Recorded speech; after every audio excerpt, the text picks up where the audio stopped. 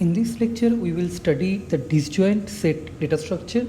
This is also known as the union find data structure or merge find set data structure. So often in many algorithms, we need to maintain a collection of sets. So S,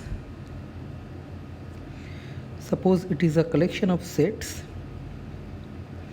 S1, S2 to Sk. And we identify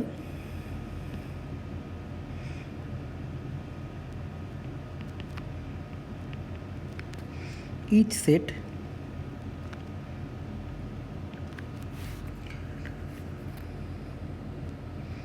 by a representative.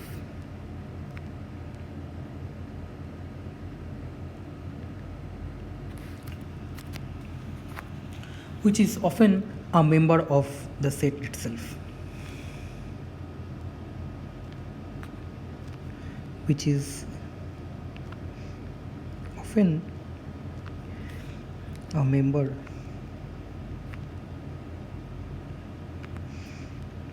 of the set itself.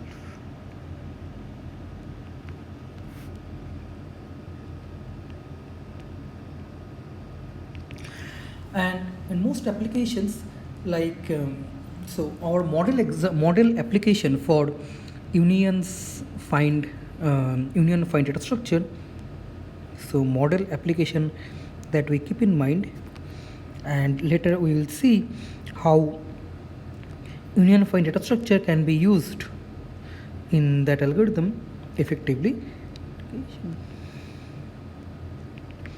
Is the Kruskal's algorithm.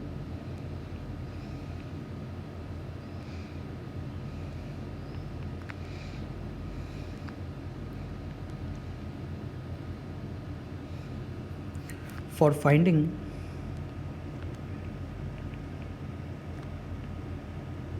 a minimum spanning tree of a graph.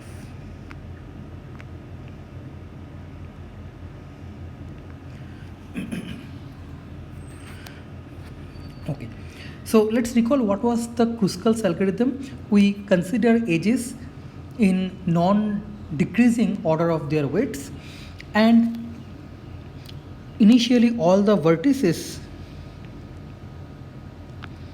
where it is connected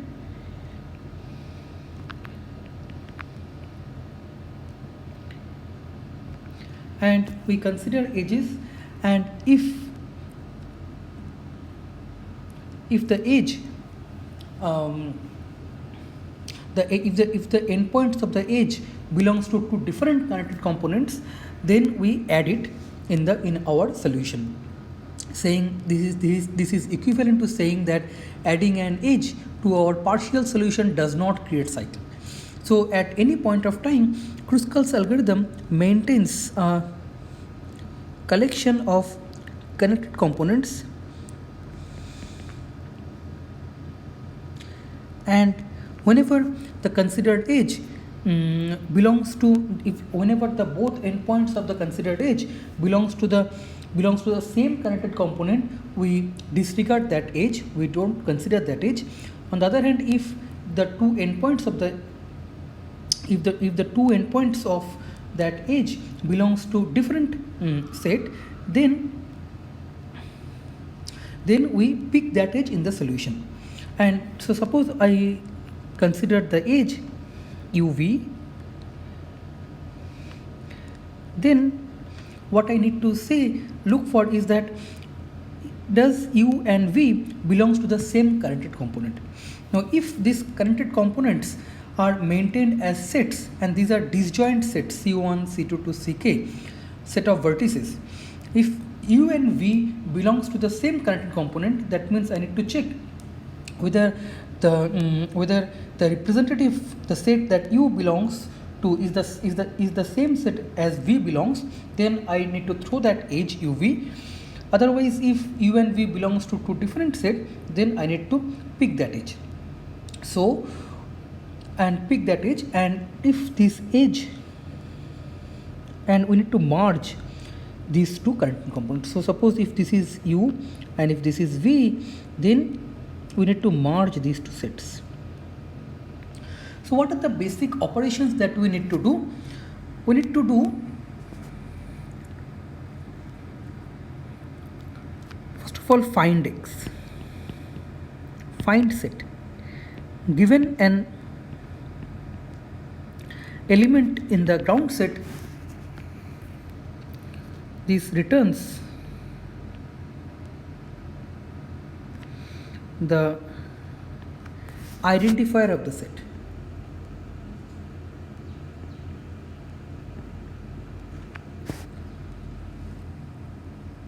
Of the set.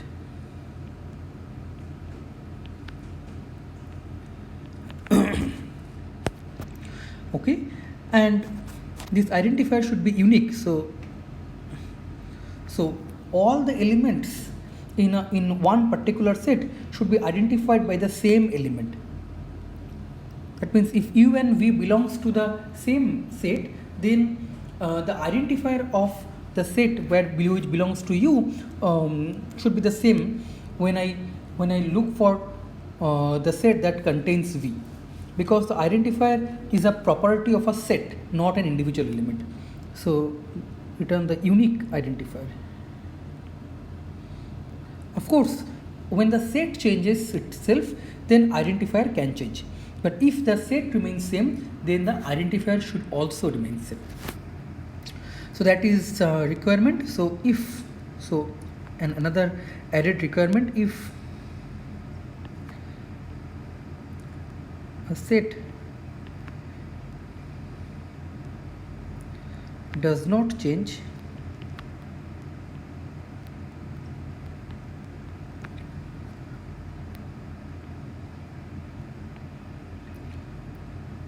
between two calls to find set,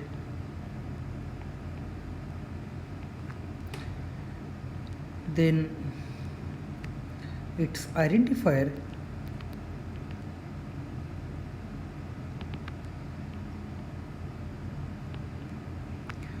also should not change.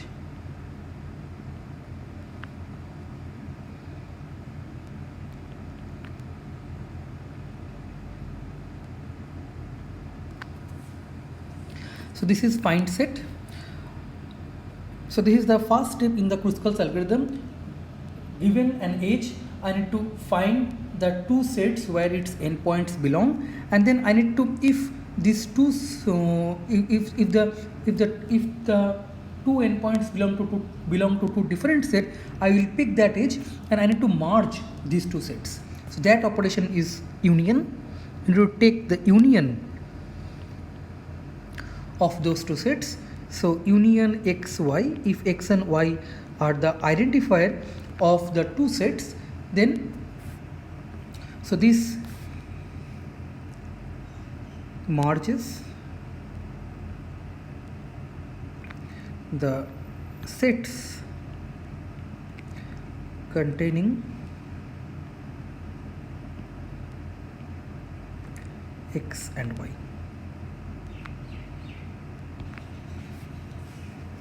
Okay, so that's it. And of course, definitely we have to have a make set. This is for creation or initialization. So once given a element x, so it creates a set, creates a singleton set containing x only.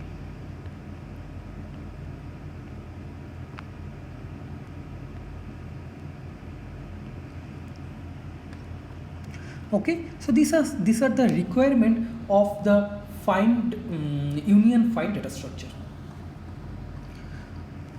or this is also called disjoint union data structure. Okay. So, so how this disjoint data structure, disjoint union data structure, disjoint data structure is implementation.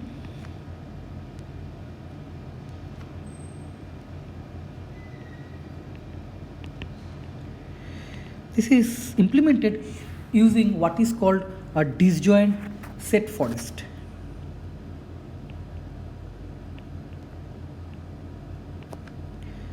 Disjoint set forest.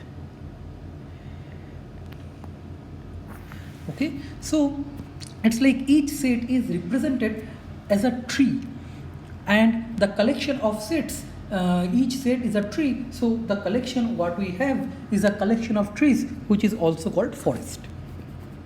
So let's see. So suppose I have a set.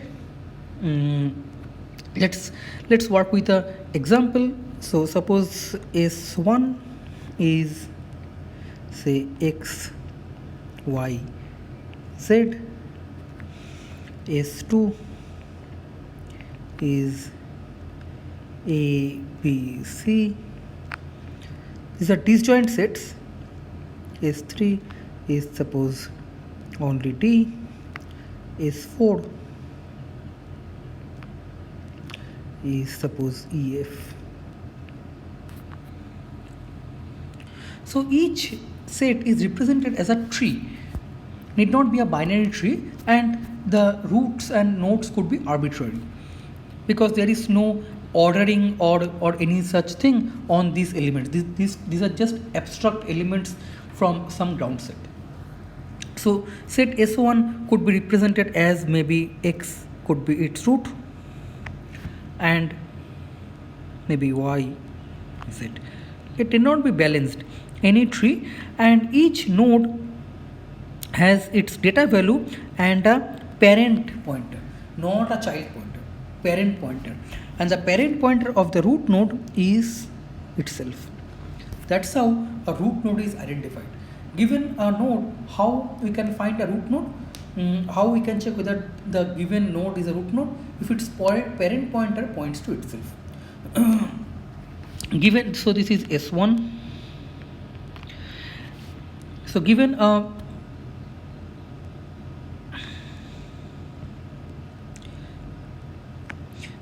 element, how can we find the identifier of the set that the element belongs to? The identifier is the root node. So for example, if I am given an element C, then this I will follow the parent pointer and the chain of parent pointer till I reach a node whose parent pointer points to itself, and that is the root node of that tree, and that node is the identifier of the set.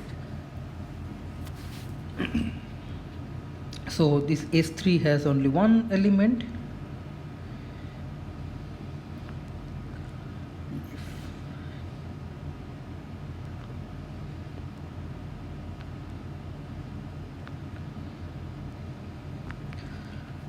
Okay.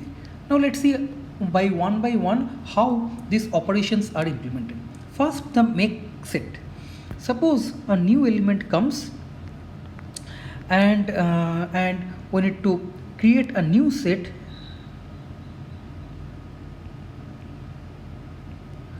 with this element G. Then what we do is very simple. We create a node with data G, value G, and its parent pointer pointing to itself.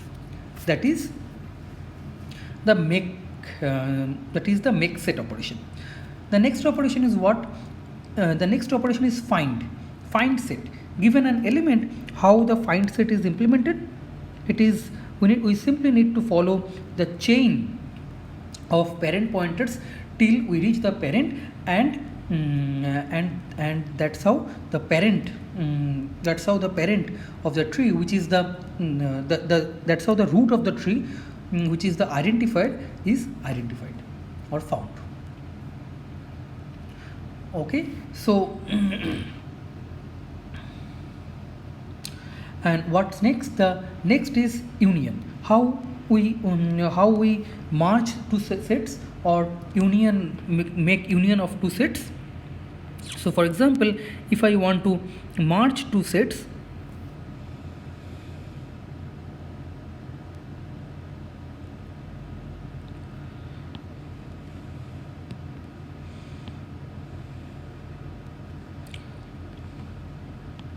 suppose I need to merge these two sets, then what should I do? What I simply do is that I will make I will make the root of one set to point to the root of another set. For example, if I make the root of one set, which is x, point to the root of another set,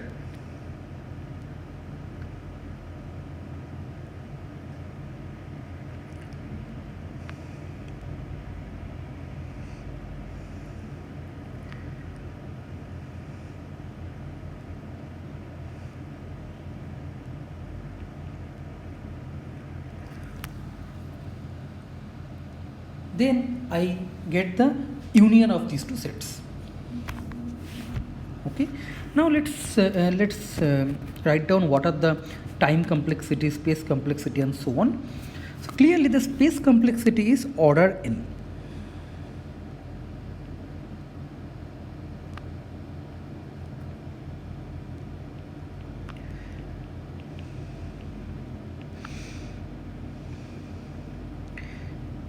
If there are n elements in total in our disjoint set data structure, then the space we use is order n. What is time complexity of various operations? What is the time complexity of make set? This is order 1. We simply create one node and point its parent pointer to itself. What is find set?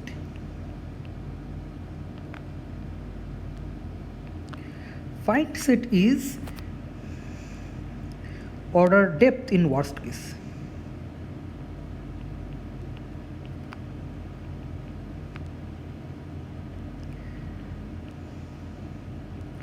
For find set, you need to find the representative, the identifier of the set, and you need to follow the chain of parent pointers, and that would take as much as high as order depth time. What is union?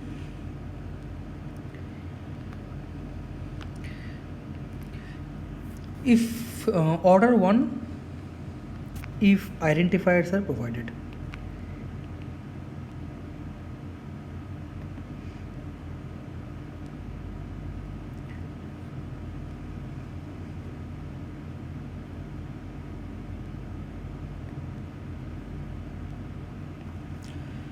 Okay, and otherwise if identifiers are not provided, and if we need to find the identifiers using find set operation, then again we need order depth time.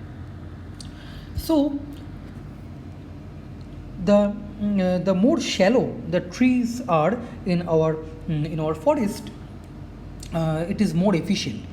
And when the sets has when these trees can change, so trees this make set creates trees of depth 0. Find set does not change the tree, and union changes the tree. And if our goal is to is to keep the depth as small as possible, so to keep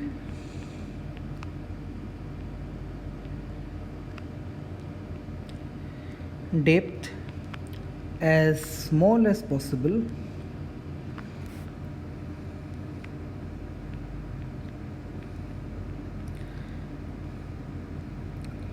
it is better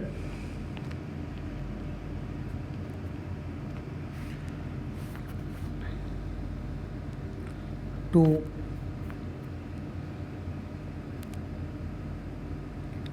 make the root of shallower tree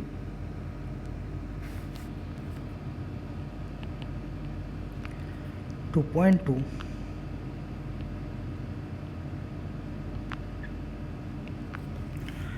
the other tree.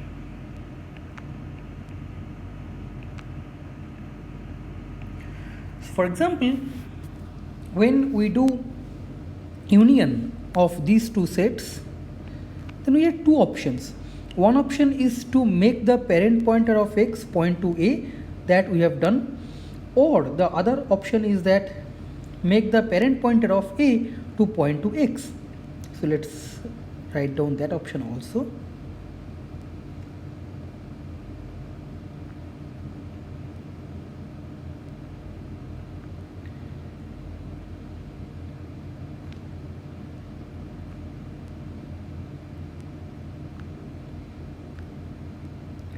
Now, which option is better?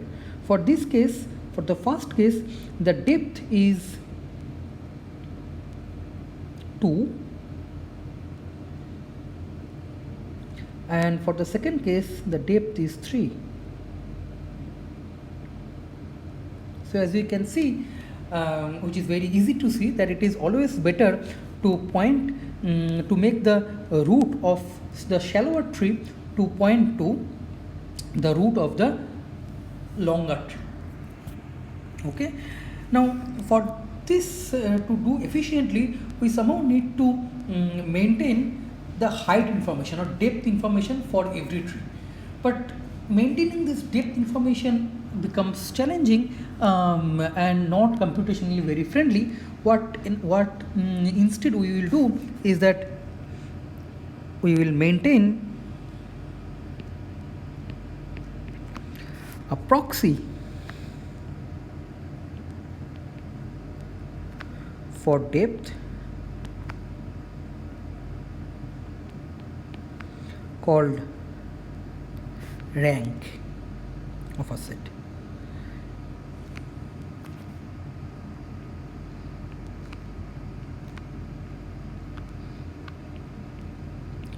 And we will ensure the property, we ensure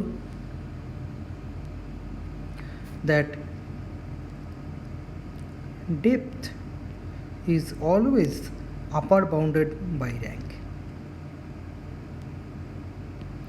And if we use this rank and we point the parent pointer of the tree with smaller rank to the to the root of the other tree, then that operation is called union by rank. Union by rank.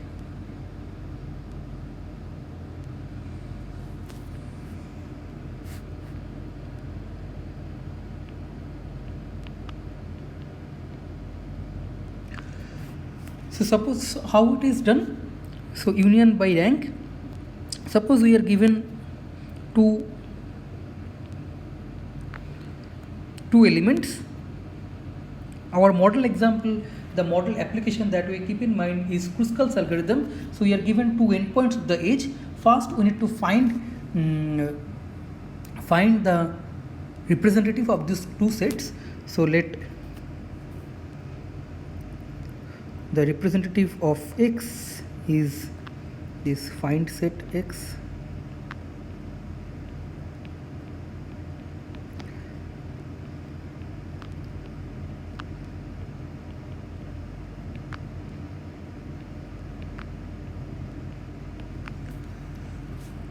Okay, and if and so for each node we are storing both parent pointer and key, and also we are storing rank. So in these nodes Rx and Ry, there is also rank information, there is a rank field. So if Rx dot rank is greater than Ry dot rank,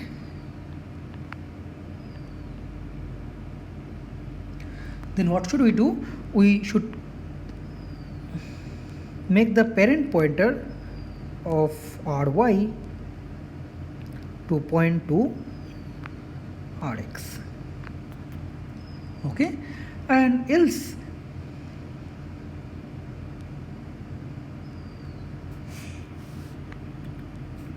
so this is greater than equal to, and else that means if Rx of rank, Rx dot rank is strictly less than Ry dot rank, then what we do is that Rx.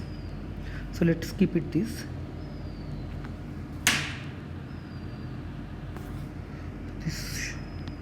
This greater than equal to we can't write. We'll see why. So let's continue. Else if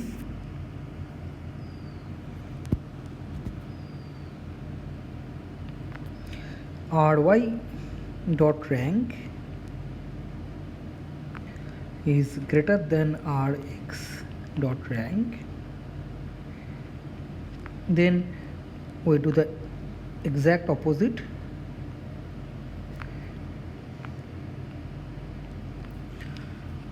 And if these two does not hold, then that means their rank are same, and then it does not matter which one we pick. So let's do one of them, maybe Rx dot parent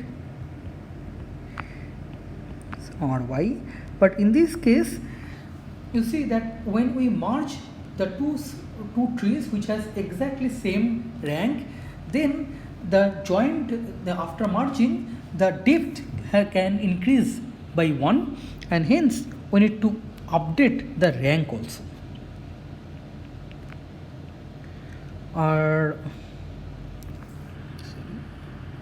Ry is the new parent. Ry dot rank is Ry dot rank plus 1. Okay, so this is called union by rank. Okay, and in this case you return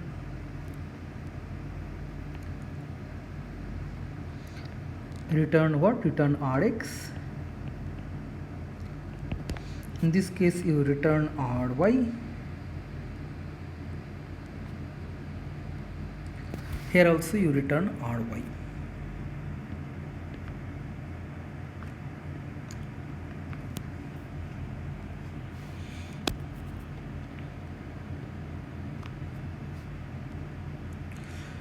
Okay, so Ry is the in these two cases, Ry is the representative of the new set after merging the two sets containing x and y.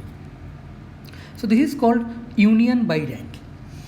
Now another heuristic we apply is what is called path compression. That is also very effective. Path compression. What is path compression?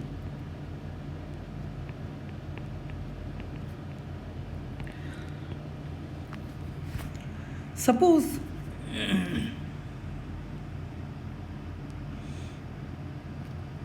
let's consider a set. A is the root. Here is suppose B, C, say D, say E, F, and G.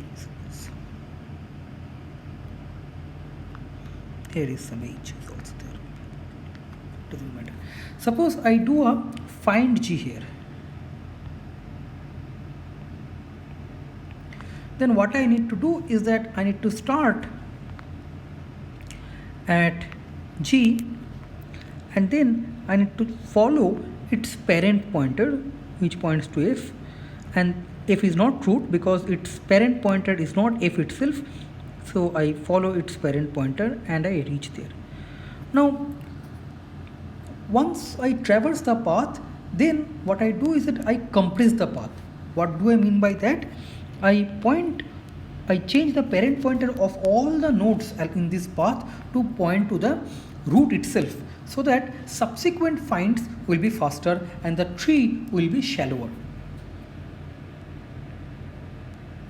So I make the parent pointer of G point to A, I make the parent pointer of F point to A. So find with path compression heuristic, if we do, then how does the tree look like?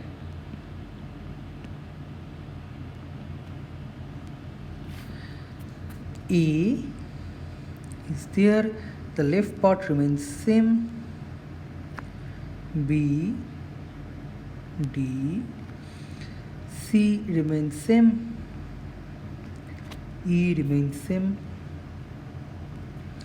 then F points to directly to A and G points to directly to A. Okay, and as you can see that if the next find is G, if I do again a find set on G, then in order one time we will be able to find the parent node or the identifier, the root node of the identifier of the set containing G. And that's true not only for G but also for all the nodes that appear in the path. Okay, so this is called path completion heuristic. And so let's write the code. That is also very simple. So this we can do while traversing the path. So X, suppose I am looking for X. So if X is not root node, is parent, then what I do is that X dot parent is equal to find set. Find set returns the identifier of the set that contains X. X dot parent. That's it. And what it returns is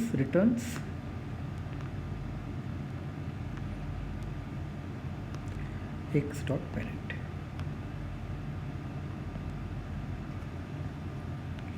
You see that find set operation can reduce the depth of the tree, and that's the exact reason why the rank is not exactly the depth. It is a upper bound of the depth, because we traverse only this path, and after compressing this path we are unsure whether the depth has reduced or not. Depth can reduce and depth may remain same if there exists some other path of same length or higher length.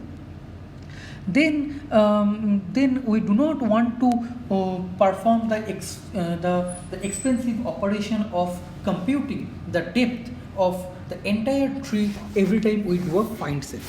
So if we don't do path compression during find set operation, then rank will be exactly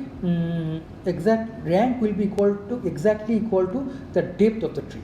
But because of path compression, rank is not the depth of the tree, but rank is a upper bound on the depth of the tree. Okay, and now what is the running time of these operations? So here is the thing, that with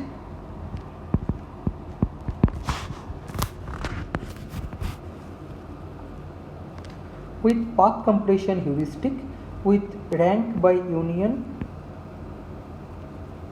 rank. So rank is also like a heuristic because it is not exactly the height of the tree, but it's the upper bound. But we can prove extremely interesting result with rank and path compression technique.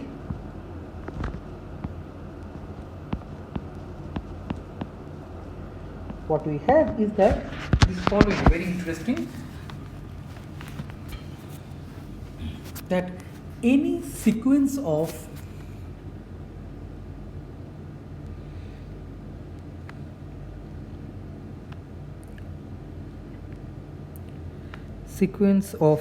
m operations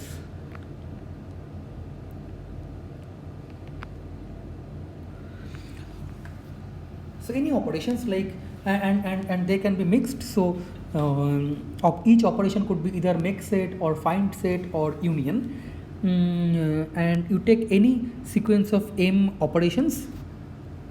All operations need not be same. Maybe the first one is make set, second one is union, third one is find set, maybe fourth one is again find set, maybe fifth one is make set, and so on. You take any sequence of m operations among which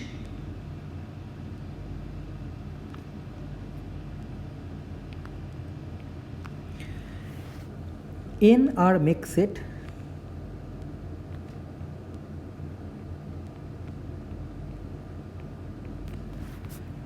then any operations takes big O of m alpha n time.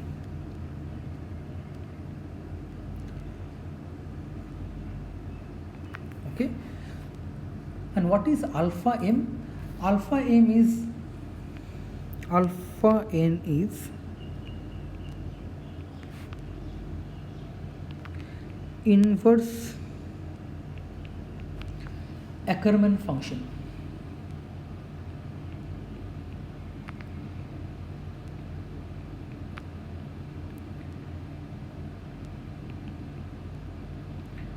Now, what is Ackermann function? So let's understand this in the rest of the lecture. But this inverse Ackermann function is one of the most slow or one of the slowest growing function that one can think of, and Ackermann function is one of the fastest growing function that one can think of. That's why the inverse of the Ackermann function, which is alpha n, is one of the slowest growing function that one can think of. And so let's define it, Ackermann function. So Ackermann function is defined using two parameters, a mn. So a mn is it is defined recursively m minus 1 a m n minus 1. Okay, and the two base cases we need to define, a m 0 is a m minus 1 1 and a 0 n is n plus 1. To give an idea how fast this function grows, for example, you can compute that a 4, 2 is 2 to the power 2 to the power 2 to the power 2 to the power 2 to the power minus 3. Okay, so these are extremely fast growing function. And how the inverse function is defined?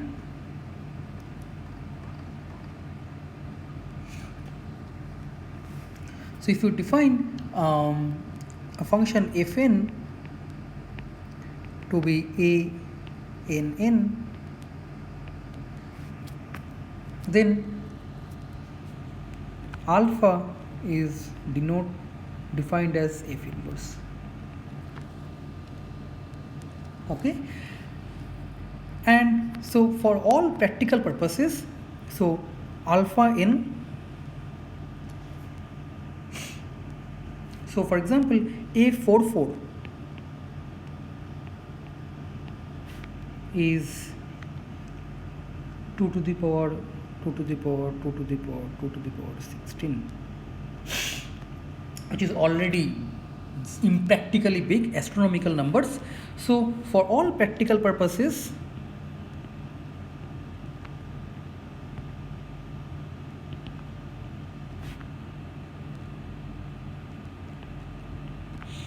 alpha n is less than equal to 4. So this is like constant. It is not constant, but it is like constant. Okay. So that's good. Now let's now let's finish the Kruskal's algorithm, the analysis of Kruskal's algorithm with this running time. So suppose we do use disjoint set data structure in Kruskal's algorithm, then there are m operations because m edges are considered one by one, and each operation is as a, and there are n make set, so m plus n operations. So the time complexity of Kruskal's algorithm with this union fine data structure is time complexity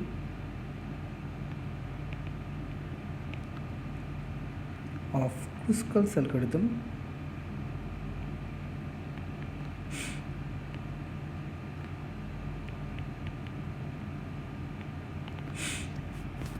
is, there are m plus n operations, among which there are n many find set, n many make set, is big O of m plus n times alpha. Okay.